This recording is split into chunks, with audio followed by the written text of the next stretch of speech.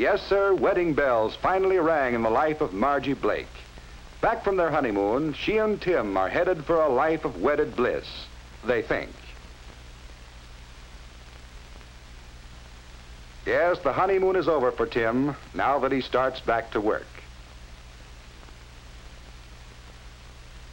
And it's over for Margie, too, as she enters her bright new kitchen to cook her first meal.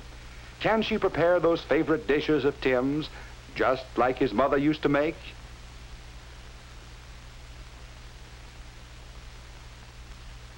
What would he like for dinner? He just loves chocolate cake.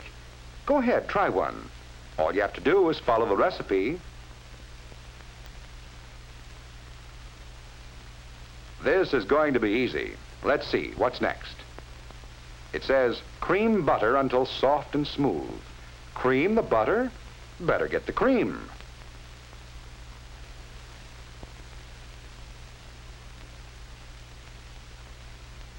That's right, pour it in. The recipe says cream the butter, so put in lots of cream. Just look at that silky smooth texture of that batter. Will Tim be surprised?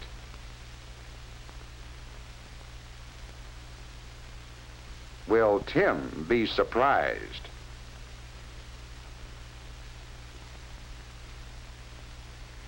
No, Margie, your cake didn't turn out so well because you misunderstood a term in your cookbook. You'll find that your cookbook contains many terms which pertain to cooking alone. It is necessary for you to know what these terms mean before you can interpret recipes properly. To cream butter merely means to work it with an instrument until it becomes soft and smooth.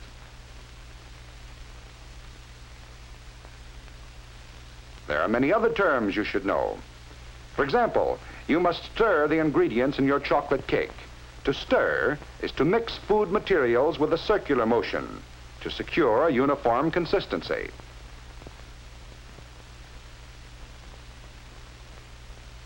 Later, you may be required to beat egg whites stiff but not dry, or so that they hold the greatest amount of air without losing their elasticity.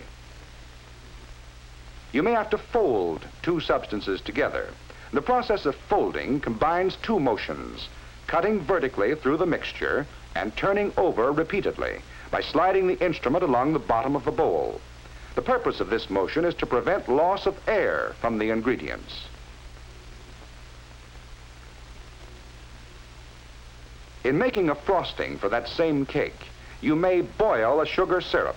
To boil is to cook at such a temperature that bubbles rise continuously and break on the surface. Later, your frosting recipe may call upon you to perform the test for the soft ball stage. And this is performed by adding a few drops of the substance to very cold water. If the drops form soft balls that can easily be flattened with the fingers, the material is at the soft ball stage, or a temperature of 235 degrees Fahrenheit.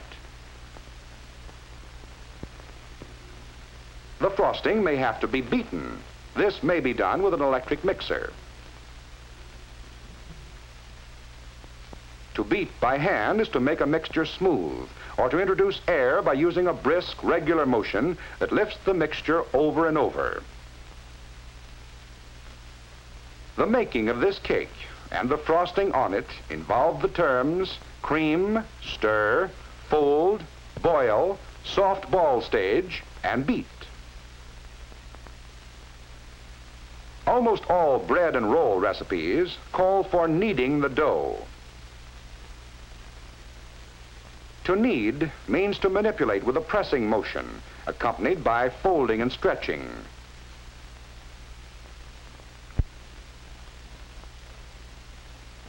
In cooking meats, other terms are used. Less tender cuts of meat may best be cooked by stewing.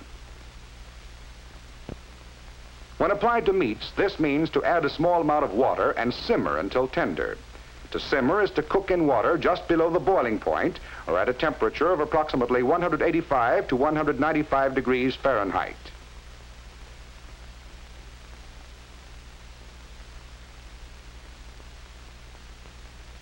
Other cuts of meat might be cooked by braising.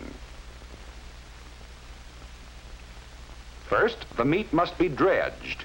To dredge simply means to coat with flour, cornmeal, or other fine substance. Your recipe will usually tell you what should be used. Next, you must brown the meat. This is done by cooking in a small amount of fat until brown. Be sure to brown the meat on both sides. The third step in braising is to add water and cook by simmering. So you see that the term braise includes three other terms: dredge, brown, and simmer. Of course, braising is only one of the many, many ways in which we can cook meats. One of the most popular is roasting. The terms roast and bake mean the same thing: to cook by dry heat.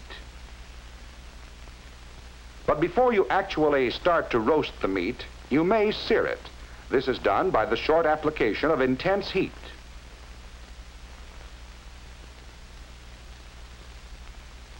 And causes the surface of the meat to turn brown in color. It is done to improve the flavor and appearance, but does cause greater loss of juice.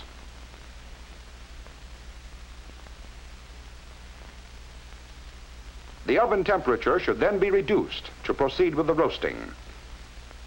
Suppose Margie's cookbook told her to marinate the vegetables before preparing the salad. Would she know what to do? To marinate means simply to saturate the food with a marinade. A marinade is an oil-acid mixture, which is usually a kind of salad dressing. The mixture is usually allowed to stand in the refrigerator for some time. Sometime during your career as a cook, you'll decide to serve scalloped cauliflower. This involves even more terms. A white sauce should be made first, and the first step is to scald the milk, or to heat it to a temperature just below the boiling point. While the milk is heating, add flour to melted fat in amounts called for by your recipe. Stir rapidly to prevent the formation of lumps. Scalding is complete when a scum forms on the surface of the milk. Add the milk slowly, again stirring constantly to avoid lumps. Notice the scum, which indicates the milk has been scalded.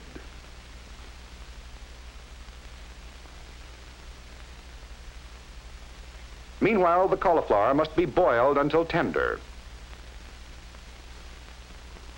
Put alternate layers of boiled cauliflower, grated cheese, and white sauce in a greased baking dish. A layer of breadcrumbs on top if desired. And bake in a moderate oven until brown in color. So you see, in this case, the term scallop includes the other terms: white sauce, scald, boil, and bake. One of the real tests of a cook is their jelly making, and the crucial point in making jelly of any kind is in knowing when it is cooked. A jelly test indicating a temperature of 220 degrees Fahrenheit is frequently used. One of the satisfactory jelly tests is the sheep from a spoon test. This is performed by allowing a small amount of the juice to drop off a spoon. When the last two drops run together and sheet from the spoon, the jellying stage is reached.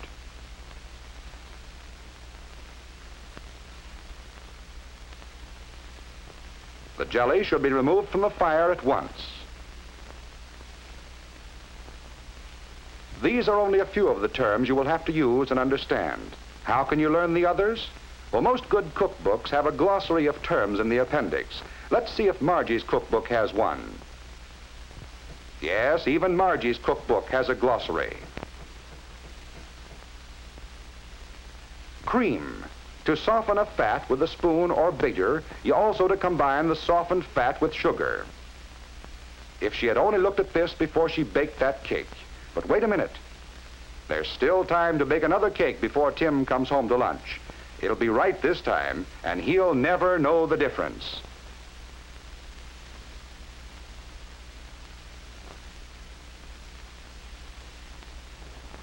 Yes, even Margie found that she could learn to cook when she discovered the significance of the terms used in cooking. And Tim will never know she ruined her first cake.